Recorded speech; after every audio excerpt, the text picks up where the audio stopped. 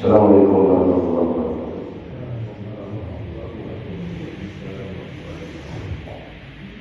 Innal hamdalillah nahmaduhu wa nasta'inuhu wa nastaghfiruh. Wa na'udzu billahi min shururi anfusina wa min sayyi'ati a'malina. Man yahdihillahu fala mudilla lahu wa man yudlil fala hadiya lahu. Wa la ilaha illallah wahdahu la syarika lahu wa anna Muhammadan abduhu wa rasuluh. Allahumma shalli ala Muhammad wa ala ali Muhammad kama shallaita ala Ibrahim wa ala ali Ibrahim wa barik ala Muhammad wa ala ali Muhammad kama barakta ala Ibrahim wa ala ali Ibrahim innaka Hamidum Majid. Qala Allah Ta'ala a'udzu billahi minash shaitonir rajim. Bismillahirrahmanirrahim. Wa qulna ya Adam uskun anta wa zawjuka al-jannata wa kula minha ragadan haythu syi'tuma wa la taqrabu hadhihi syajarata fatakuna minadh dhalimin. Fa'azallahuma asy-syaitanu anha fa'akhrajahuma mimma kana fihi wa qulna ihbitu ba'dukum li ba'din aduwwun wa lakum fil ardi mustaqarrun wa mata'un ila hin. Fatalaqa Adamu min rabbihi kalimatin fataba alayhi innahu huwat tawwabur rahim. Hadirin yang mudah-mudahan dirahmati oleh Allah. Syukur alhamdulillah karena senantiasa kita panjatkan kehadirat Allah Subhanahu wa taala atas seluruh limpahan nikmat yang telah Allah berikan kepada kita. Salawat salam dan keberkahan dimohonkan kepada Allah atas senantiasa tercurah kepada Rasulullah Muhammad sallallahu alaihi wasallam dan keluarganya, sebagaimana Allah telah mencurahkan salawat salam dan keberkahan kepada Nabi Allah Ibrahim alaihissalam dan keluarganya. Melanjutkan kajian tafsir Al-Quran masih di surah Al-Baqarah. Pada pagi hari ini kita akan mengkaji ayat ke-35 sampai dengan 37. Allah Subhanahu wa taala telah berfirman, wa qulna ya Adam uskun, dan kami telah berfirman, wahai Adam, tinggallah anta wa zawjuka, kamu dan istrimu al-jannata, di dalam jannah. Wa kula, dan makanlah kamu berdua minha, darinya, ragadan haythu syi'tuma, mana saja yang kamu berdua kehendaki. Wala taqrabu, dan janganlah kamu berdua mendekati hadhihi syajarata, pohon yang ini. Fatakuna, maka kamu berdua akan menjadi minadh dhalimina, di antara orang-orang yang zalim. Di ayat yang ke-35 ini Allah menyampaikan kepada kita yang baca Al-Quran, setelah Allah Subhanahu wa taala menjelaskan tentang penciptaan Nabi Adam di ayat 30, menyampaikan kepada para malaikat rencana penciptaan itu, dan ini merupakan hikmah ilahi yang Allah sampaikan kepada para malaikat. Kemudian para malaikat ketika mendapati informasi dari Allah tentang rencana penciptaan khalifah itu, menyampaikan pertanyaan kepada Allah, dan malaikat memiliki anggapan bahwa makhluk yang bernama khalifah itu akan mengadakan kerusakan di bumi, akan menumpahkan darah. Kemudian Allah memberikan jawaban, sesungguhnya Allah mengetahui apa-apa yang tidak mereka ketahui. Kemudian Allah memberikan kemuliaan kepada Nabi Adam dengan mengajarkan nama-nama, dan memberikan kemuliaan lagi dengan memerintahkan para malaikat untuk memberikan sujud penghormatan kepada Nabi Adam. Di ayat ke-35 ini Allah menginformasikan kepada kita, setelah peristiwa-peristiwa itu, kemudian Allah perintahkan Nabi Adam untuk tinggal di surga bersama dengan istrinya.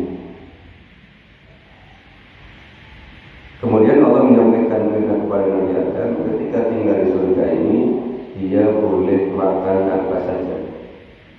Kata Allah, wa kula minha ragadan haitsu syi'tum.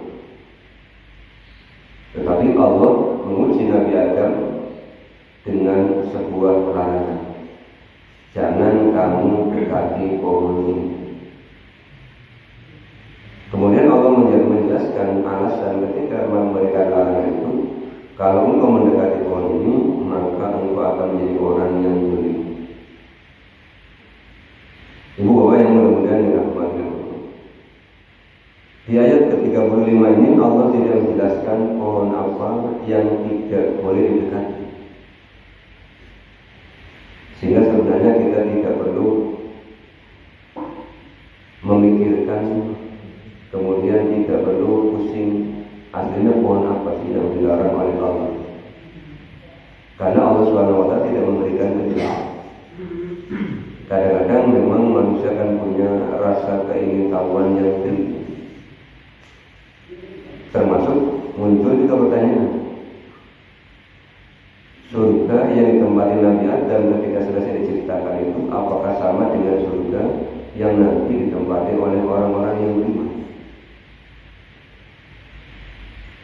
Ketika surga yang ditempati Nabi Adam itu yang nanti ditempati oleh orang-orang yang beriman, kenapa kemudian Nabi Adam masih bisa keluar? Padahal surga yang ditempati oleh orang-orang beriman itu kan, kata Allah, orang yang masuk dalamnya khalidina fiha abadan. Juga muncul berbagai macam perbedaan. Lah bagi kita bagaimana? Sebenarnya mencukupkan diri saja. Kalau Allah tidak menjelaskan, ya sudah. Yang jelas kita meyakini ketika Allah menciptakan Nabi Adam, menciptakan istrinya dari bagian tubuh Nabi Adam, sebagaimana informasi Al-Quran surah An-Nisa ayat 1. Kemudian memasukkan keduanya ke dalam surga. Kita tidak usah berpikir surganya yang mana, tempatnya di mana, apakah di bumi ataukah di langit. Kalaupun kita kemudian tahu mau apa, jadi kita mencukupkan diri saja. Iya. Para sahabat juga tidak menyampaikan pertanyaan-pertanyaan seperti itu. Yang penting adalah bagaimana kita kemudian meneladani. Hikmahnya apa? Allah Subhanahu wa Ta'ala memberikan kepada Nabi Adam perintah untuk makan minum dengan berbagai macam kesenangannya, tapi Allah juga menguji Nabi Adam. Hikmah yang bisa kita ambil apa? Ketika menghadapi ujian, kadang-kadang kelemahan-kelemahan yang ada pada diri kita itu mengalahkan keimanan kita. Dan kita merasakan itu, okay? Kita semua punya keimanan. Tapi ketika ujian Allah itu datang, iman itu kadang-kadang bisa tambah kuat, bisa tambah lemah. Contoh yang kita semua mengalami, ketika kita mau sholat jamaah menjelang isya, kemudian Allah uji dengan hujan. Itu kan ujian keimanan. Apakah kita akan datang ke masjid untuk jamaah, ataukah kemudian kita memilih jamaah di rumah dengan istri dan keluarga? Di situ pilihan. Hujannya tidak deras, rumah kita dekat, ada payung, ada jas hujan, jalannya aspal, lampunya menyala dengan terang. Mana yang akan kita pilih? Atau misalnya kita sudah berniat untuk melaksanakan saum di bulan Syawal 6 hari.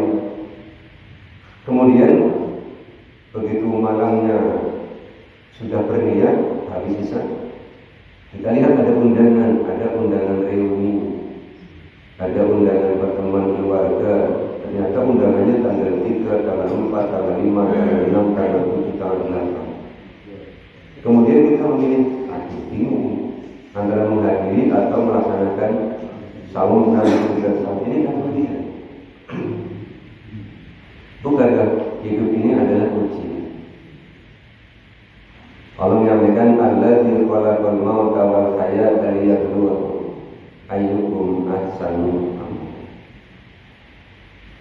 Lah Allah Subhanahu wa Ta'ala menguji Nabi Adam dengan berbagai kenikmatan dan menguji Nabi Adam dengan sebuah larangan. Dan kita pun hidup di dunia ini kan sebenarnya ujian kebaikannya jauh lebih banyak. Kita diberikan ujian kesehatan oleh Allah hampir sepanjang tahun. Kita diberikan ujian sakit oleh Allah paling beberapa hari. Tapi yang paling beberapa hari ini kadang-kadang terasa lebih lama. Karena memang tidak ada orang yang menikmati sakit. Tapi kalau menikmati sehat, banyak. Makanya kalau sakit bilang, kenapa kalau sakit jam terasa lebih lama daripada kalau sehat? Karena kalau sehat, orang benar-benar menikmati kehidupan, jadi waktu terasa lebih lama. Allah mengatakan Nabi Adam, kalau engkau mendekati pohon ini, maka engkau akan menjadi orang yang rugi. Di dalam Al-Quran surah Toha ayat yang ke-120, Allah mengabarkan kepada kita cara iblis menggoda Nabi Adam dengan pohon itu dengan mengatakan, hal adulluka ala syajaratil khuldi wa mulkin la yabla. Maukah saya tunjukkan kepada kamu pohon khuldi dan kerajaan yang tidak akan binasa.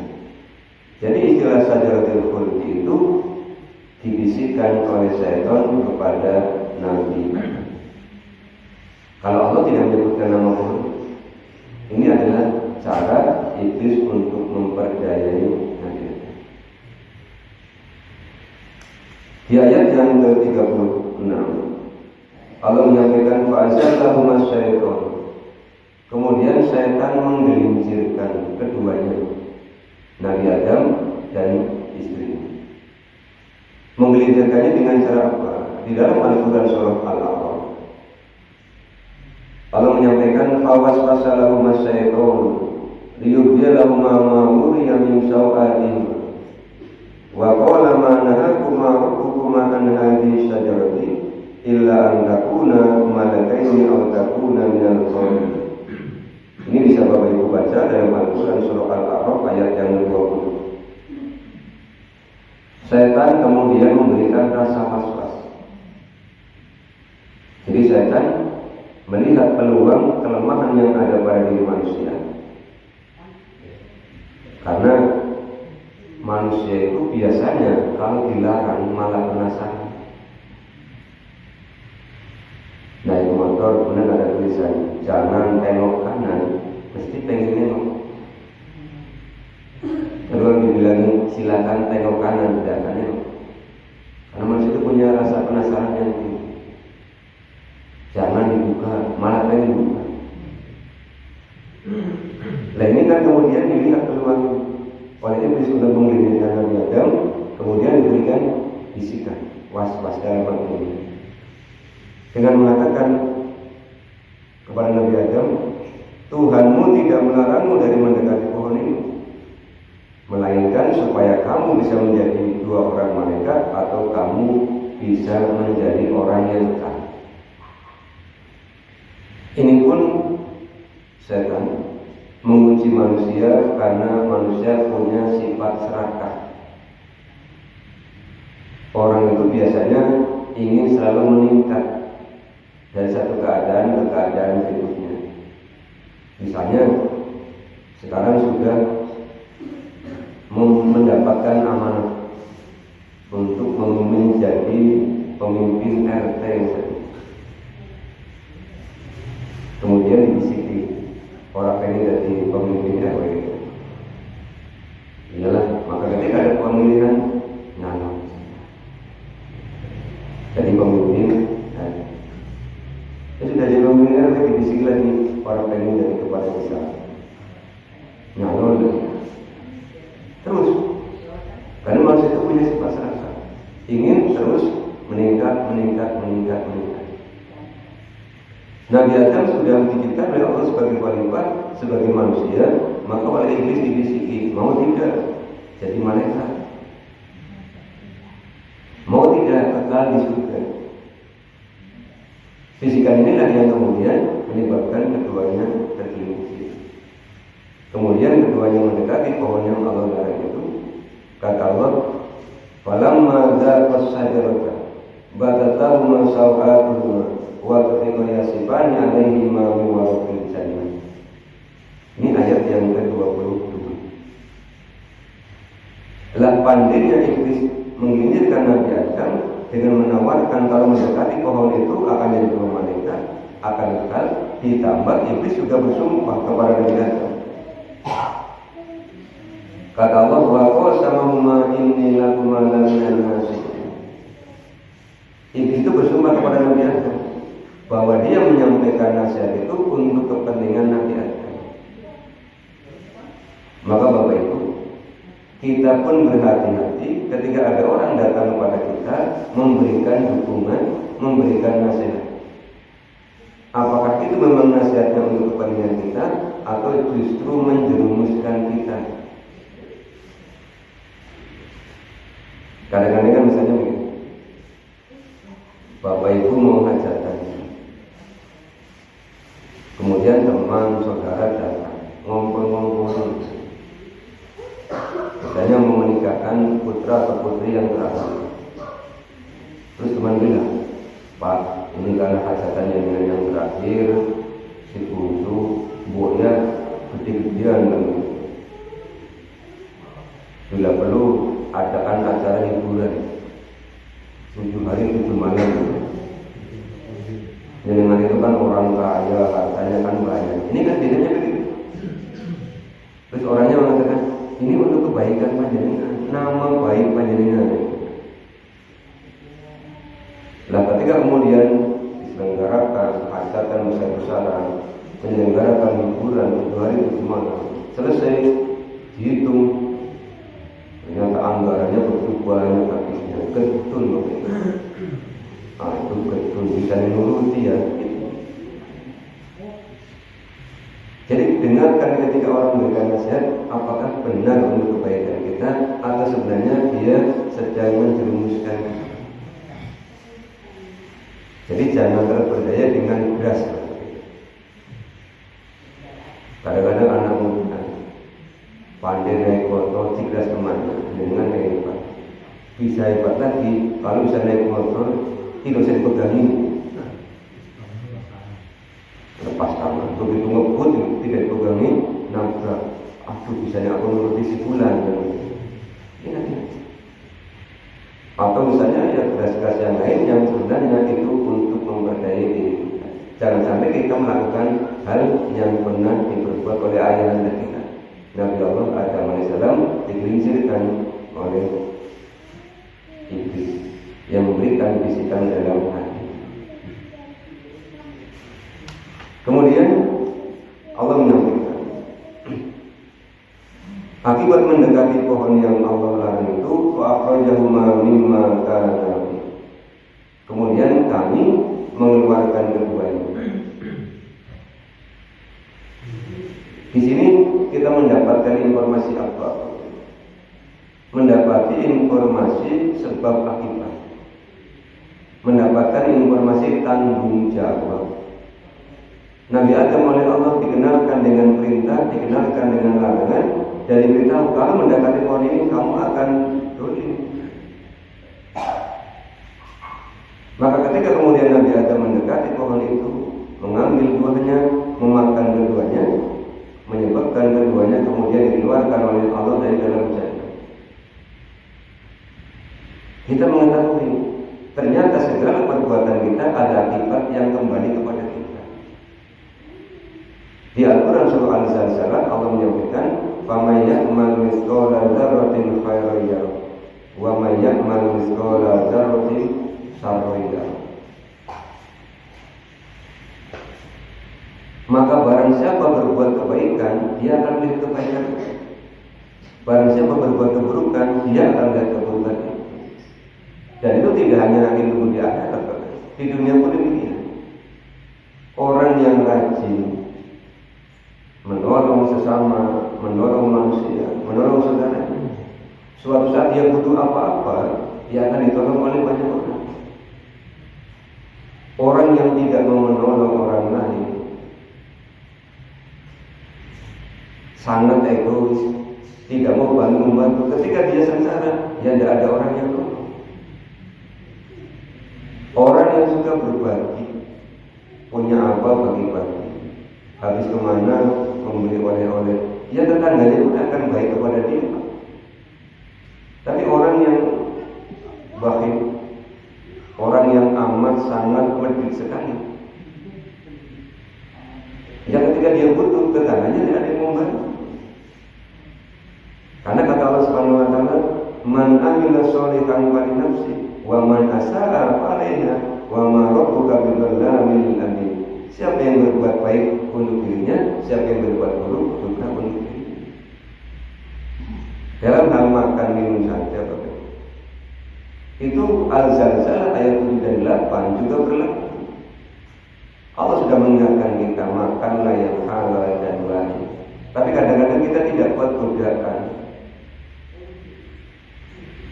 Asam lambung lagi naik, bertamu, diajak makan siang, menunya sayur asam, sambelnya tinggi kita mengkrengkan gede. Paling enak ya awan-awan maaf sayur asam kalau sambel. Begitu 3-4 jam kemudian perutnya sakit. Ketika perutnya sakit, yang dikambing hitamkan siapa? Sayur asam. Yang dikambing hitamkan siapa? Sambal. Kenapa sih kita selalu menyalahkan nikmat Allah? Yang namanya sayur asam, yang namanya sambal masuk dalam perut, siapa yang memasukkan? Apa mereka masuk sendiri? Kan tidak mungkin. Yang masukkan siapa? Tangan kita. Yang dulu siapa? Hati kita. Kenapa? Karena kita tidak kuat godaannya. Jadi kalau kemudian sakit, melilit, ya jangan salahkan gara-gara jangan nasi mohon maaf siapa.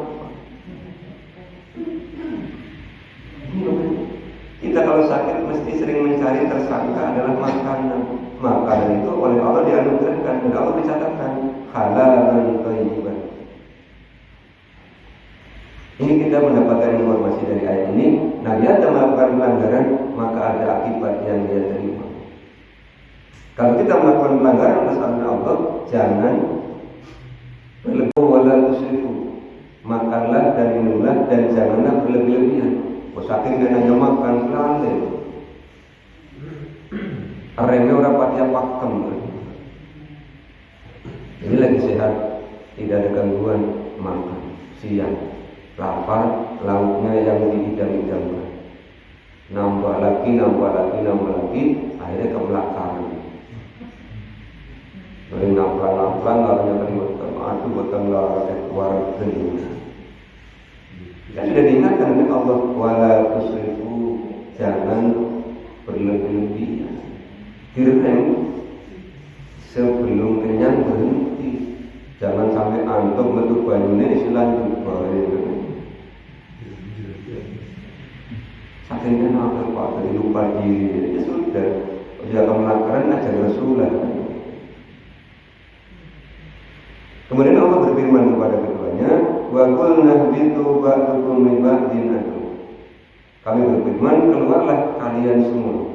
Sebagian kalian menjadi musuh bagi sebagian yang lain. Dikeluarkan ke mana?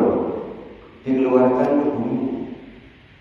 Lah di bumi ini Allah menyampaikan ketika di bumi Nabi Adam dengan istrinya itu untuk tinggal dan bersenang-senang. Walakum fil ardi mustaqarru wa mata'un ila hin. Dan kalian dikeluarkan ke bumi untuk tinggal, untuk menikmati kesenangan-kesenangan yang ada di bumi sampai batas waktu yang Allah tetapkan. Jadi tidak tepat ketika dimaknai Nabi Adam turun ke bumi ini sebagai hukuman. Nyatanya bersenang-senang. Apa ada Bapak Ibu? Orang yang dihukum bersenang-senang ketika orang yang divonis masuk penjara masih sedih. Ini Nabi Adam oleh Allah diletakkan di bumi, kata Allah, wa mata'un ilahi, untuk menikmati kesenangan sampai batas waktu yang Allah tetapkan. Dan nyatanya kita anak turun Nabi Adam merasa senang tinggal di bumi. Apa ada yang tidak betah Bapak Ibu? Kita semua betah tinggal di bumi. Saking betahnya sampai sering bilang begini, tidak akan cepet sampai ngaji di gimana?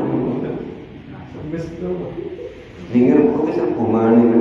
Tidak mungkin Pak. Agar bingir rukuk yang kamu Islam masuk ke bingir rukuk gimana tidak mungkin. Kita saking betahnya. Sampai kalau kacaan iya ya. Kemudian pengen berdiri bisa nembus pada putih rambutnya. Di bawah mata ada kantongnya. Itu wajah kulit. Perasaan udah lulus SMP, itu udah dingin kapan? Masa udah dingin langsung pada putih rambutnya aja tidak mungkin.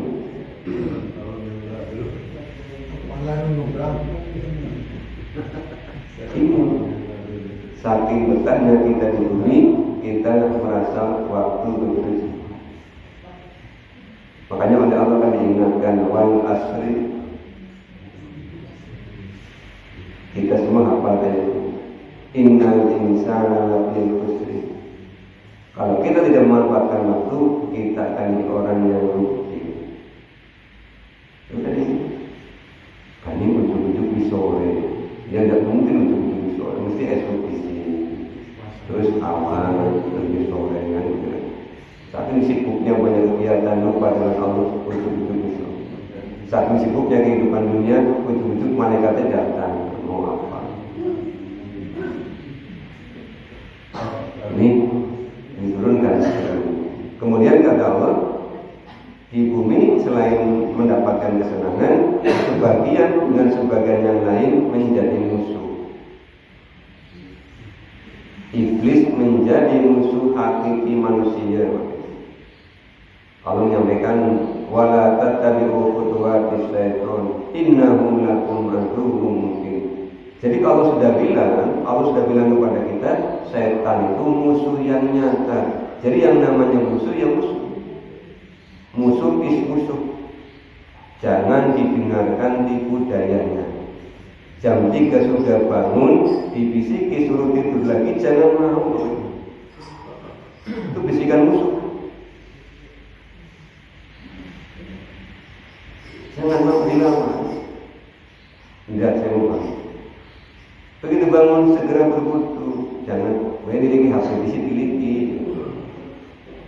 Enggak, saya mau wudu. Tidak pakai baju, tidak pakai sarung, mau sholat, dibisik lagi.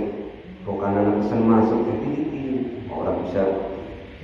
Oh sudah tidak pesan, sibuk aja lupa. Ini kan cara dia mengajarkan kita kan pelan-pelan. Dilawan. Dan kalau sudah mulai sholat, masuk ke pikiran.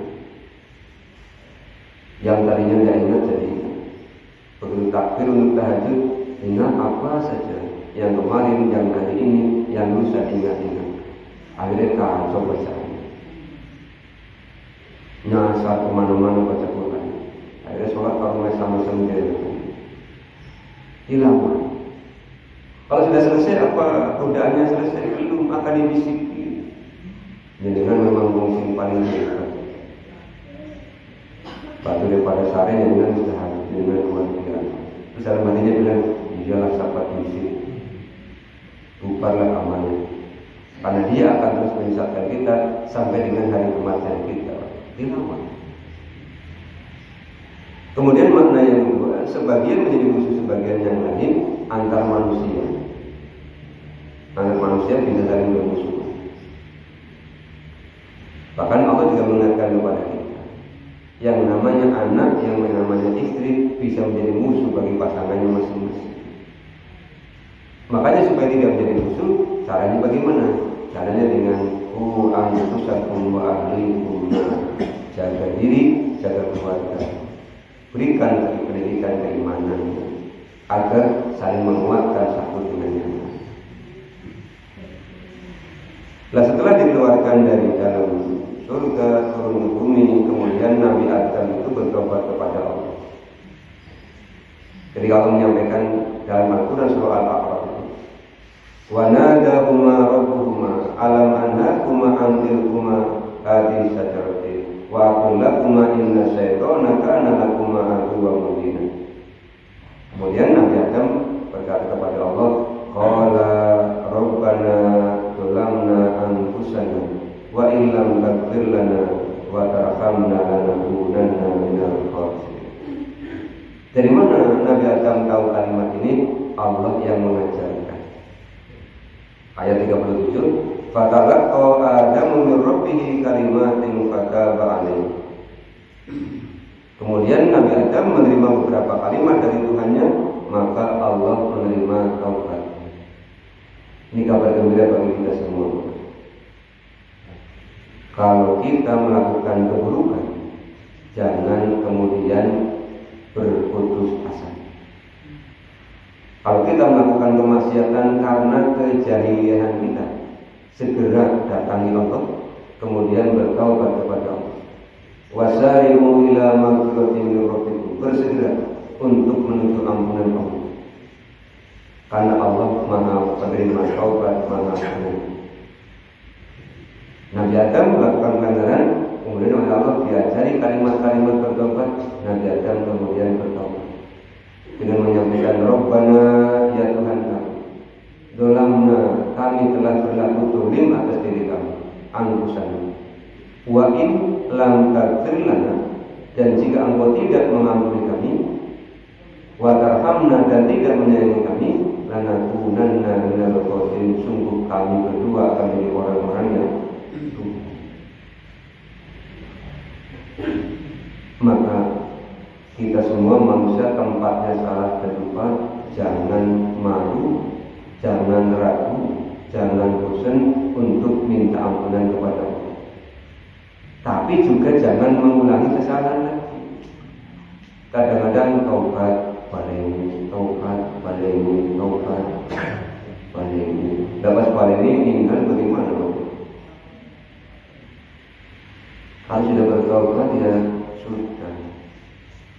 Allah menginginkan kita itu tubu ilallahi taubatan nasuha, bertaubat dengan taubat yang sebenar-benarnya.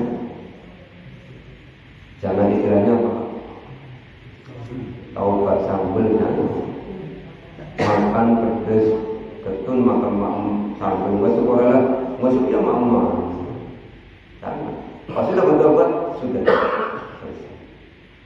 Kemudian setelah bertobat, apa yang kita lakukan? Memperbaiki diri. Yang kemarin kurang semangat, sekarang semangat. Yang kemarin kurang rajin, sekarang rajin. Kemudian semakin berpegang teguh kepada aturan Allah dan semakin ikhlas di dalam melaksanakan ketaatan kepada Allah. Ini orang-orang yang, karena Allah menyebut dirinya innahu huwat tawwab. Lihat juga nanti di rumah Al-Quran surah As-Zumar ayat 53. Apa isinya? Silakan dibaca. Silakan diberi PR, tapi nanti tidak usah masuk satu-satu, tidak usah apa lagi. Dilihat di rumah, dibaca tafsirnya, kemudian direnungkan, kemudian dilaksanakan. Ibu bapak yang mudah-mudahan dirahmati Allah, ini kajian kita pada pagi hari ini Al-Quran surah Al-Baqarah ayat 35 sampai dengan 37. Ada beberapa hal yang saya sampaikan sebagai kesimpulan. Yang pertama tentang sebab akibat. Jadi segala perbuatan kita akan kembali kepada diri. Siapa yang berbuat baik, dia akan mendapatkan kebaikan. Siapa yang berbuat buruk, dia akan mendapatkan keburukan. Tidak hanya di dunia, efeknya sampai ke akhir. Yang kedua, kita tetap waspada terhadap tipu daya setan yang menyelinap di dalam hati kita. Diwaswisufi sudurinus. Ketika godaan itu datang, maka itu segera berlindung kepada Allah Subhanahu wa Ta'ala. Kemudian yang ketiga, sebagai kesimpulan, kalau kita melakukan pelanggaran aturan Allah karena ketidaktahuan kita, segera bertobat, meminta ampunan kepada Allah, kemudian jangan mengulangi, mengikuti dengan memperbaiki diri. Yang terakhir, kita senantiasa bermohon kepada Allah Subhanahu wa Ta'ala agar Allah melindungi kita dan kita tetap berada di jalan al-Islam ini sampai dengan akhir hayat kita. Wala tamutunna illa wa antum muslimun. Akhirnya marilah kita tutup dengan baca doa kafaratul majlis. Subhanallahumma wa bihamdihi bihamdika asyhadu an la ilaha illa anta astaghfiruka wa atubu ilaik. Wa alaikum assalamu